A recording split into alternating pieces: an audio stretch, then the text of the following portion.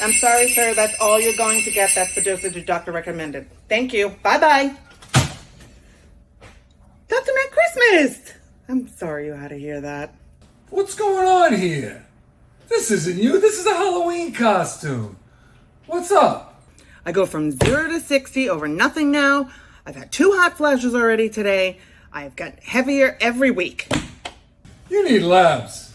And I don't mean annual physicals or I got a cold labs. You need to get your hormones done. Hormone replacement scares me. I would be too.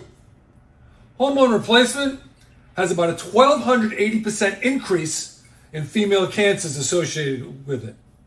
Aging naturally has about a 350% increase.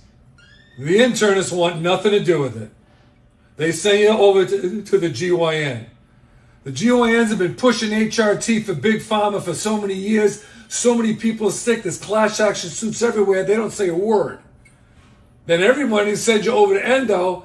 And endocrinology hasn't done an hour of this in their whole fellowship or any day ever since. There's no one to help you here.